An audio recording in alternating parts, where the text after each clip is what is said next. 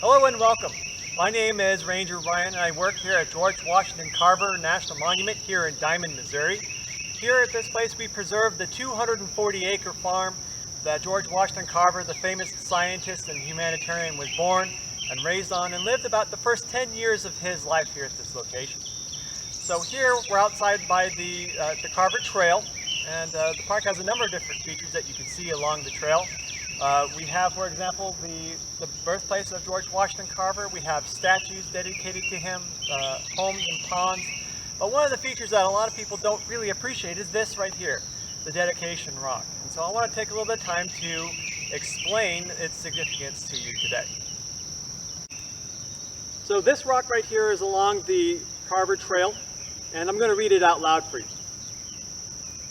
Within this area, by Act of Congress of July 14, 1943, is preserved the birthplace of George Washington Carver, who rose from slavery to become a distinguished scientist and great force for creating racial understanding.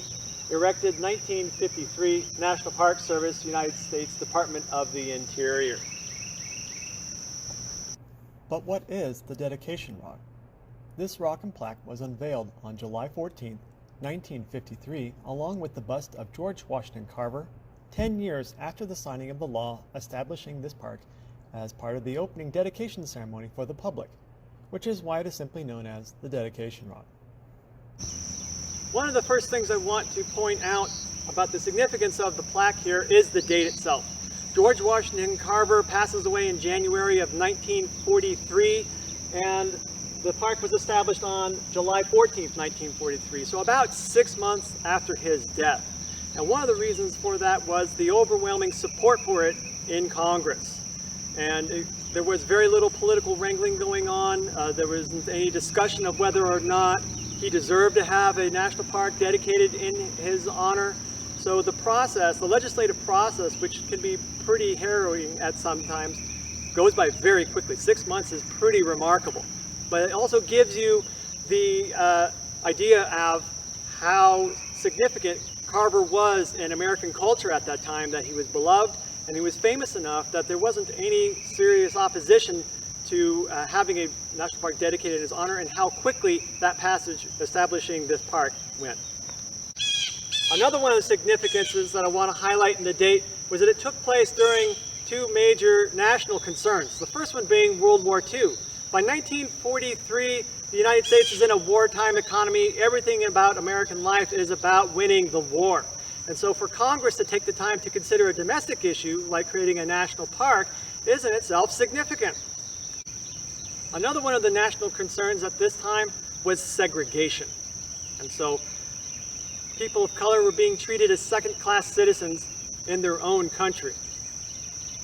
Carver, being a person of color, also had to experience the hardships of segregation. So the creation of a national park in his honor shows the level of support the American people had for him, regardless of race. And so this park has a special place in our nation's history. It has a number of firsts, but we're only going to talk about two. The first one is that it's the first National Park Service site to be dedicated to a person who's not a president, but most importantly, it's the first Park Service site to honor a person of color.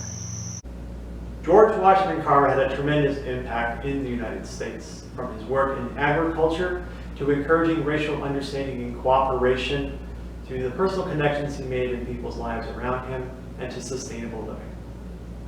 It is our honor and privilege to continue to preserve and protect his childhood home located in Diamond, Missouri. The park is open every day from 9 a.m. to 5 p.m. We hope that you'll take the time and come and visit us here in your national park.